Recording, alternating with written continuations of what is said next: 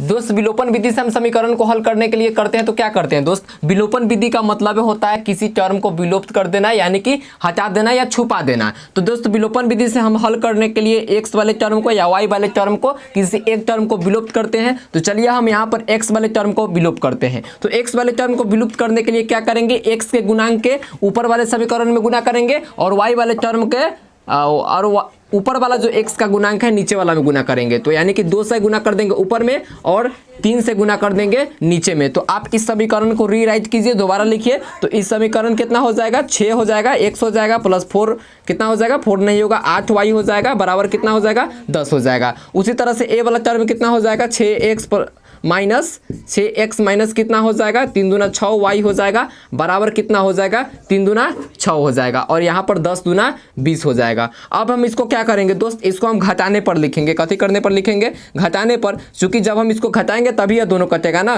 जब तक कटेगा नहीं तब तक होगा सॉल्व नहीं। तो हम इसको घटाने पर लिखते हैं, तो घटाने पर चिन्ह बदल जाता है। तो हम इसको घटाने पर कर दिए और ये दोनों होगा 8 6 कितना हो जाएगा, 14y हो जाएगा बराबर कितना हो जाएगा, 20 में से 6 गया तो यानी कि कितना हो गया, 14, यानी कि y का मान कितना आया, 1 आया। अब दोस्त हम इसके y के मान के हेल्प से अब हम किसका मान निकालेंगे, x का मान निकालेंगे। दोस्त x के मान निकालने के लिए हम क्या करेंगे कि किसी एक समीकरण में y के मान को पुट कर देंगे। तो हम x का मान y के मान समीकरण 1 में पुट कर देते हैं। तो 3x प्लस कितना था, 4y था, यानी कि y में 1 से गुना होगा, यानी कि 4 में 1 से गुना होगा तो बराबर वही बतवा रह जाएगा। अब कितना हो गया, इधर हम 4 को उधर ट्रांसफर कर देते हैं, यानी कि 3x बराबर कितना हो गया, 10 माइनस 4 हो गया और x बराबर कितना हो गया, ये 6 हो जाएगा और 6 बचे कितना हो जाएगा, 3 हो जाएगा, यानी कि x का वैल्यू कितना आया, 2 आया। x का वैल्यू कितना आया, 2 आया। दोस्तों ये था विलोपन विधि।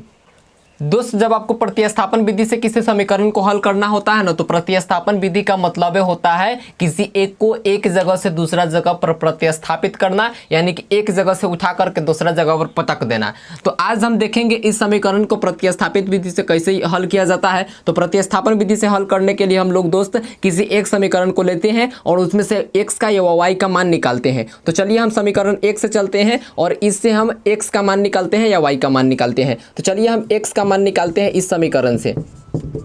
तो x का मान निकालने के लिए आप क्या कीजिएगा कि 3x बराबर क्या लिखिएगा, 10 माइनस कितना लिख दीजिएगा, 4y लिखिएगा, ठीक है, इस तरह से। और x बराबर आप क्या लिख दीजिएगा, 10 माइनस 4y, अब बता में कितना हो जाएगा, 3, यानी कि x का मान कितना आ गया, 10 माइनस 4y, अब बता में 3 आ गया ना। अब इस वैल्यू को जो हम दोस्त किसी दूसरे समीकरण में पुट करेंगे, जिससे हम निकाले हैं उसमें पुट नहीं करेंगे, दूसरे वाले समीकरण में पुट करेंगे। तो दूसरा वाला समीकरण ए वाला है, तो इसमें हम वैल्यू पुट करेंगे x का। तो x का वैल्यू इतना है क्योंकि x बराबर इतना है, तो 2 गुने कितना हो जाएगा, 10 माइनस 4y हो जाएगा। अब बटा में कितना हो जाएगा, 3 और माइनस में कितना हो जाएगा, 2y बराबर कितना हो जाएगा, 2 हुआ।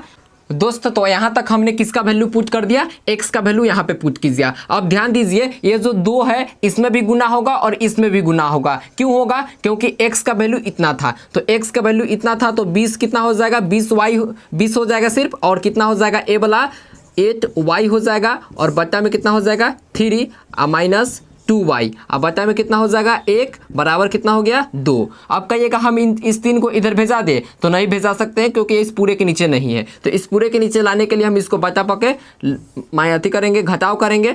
तो 3 हो गया, ठीक, और 20 हो गया, माइनस 8y हो गया, माइनस कितना हो जाएगा, 3 दूना 6y हो जाएगा बराबर कितना हो जाएगा 2 हो जाएगा, ठीक है। तो 20 माइनस 8 6 14y बराबर कितना हो गया, 3 दूना 6, ठीक है। अब माइनस 14y बराबर कितना हो जाएगा, अब ये 20 जो था क्या चीज़ में था, माइनस में था, इधर प्लस में था तो उधर जा करके माइनस में हो जाएगा, यानी कि कितना हो जाएगा माइनस 20, ठीक है। तो कितना आया, माइनस 14y बराबर माइनस 14, ठीक है। और कितना हो गया, y बराबर कितना हो गया, माइनस माइनस कट गया और 14 एकम 14 हो गया, यानी कि y का वैल्यू कितना आ गया, 1 आ गया। अब जब हम y के वैल्यू को किसी में पुट कर देंगे, इसको में पुट कर दे या इसमें पुट कर दे या इसमें पुट कर दे तो आसानी से निकल जाएगा। सबसे आसान है कि इसमें हम जब y का वैल्यू पुटिंग करेंगे तो x का वैल्यू और आसानी से निकल जाएगा। तो चलिए हम x का वैल्यू अब निकाल लेते हैं। तो x का वैल्यू निकालने के लिए हम इसमें पुट करते हैं। तो यहाँ पर क्या है, x बराबर कितना है 10 माइनस 4y, ठीक है। अब बचे में कितना है 3 है, और हमारा y का वैल्यू कितना आया था, y का वैल्यू 1 आया था, ठीक है। तो हम इसको पुट करते हैं, इसीलिए इसका वैल्यू कितना हो जाएगा 6 और बचे 3, यानी कि x का वैल्यू कितना हो गया 2 हो गया। इस तरह से आप प्रतिस्थापन विधि से किसी भी समीकरण का हल आसानी से निकाल सकते हैं।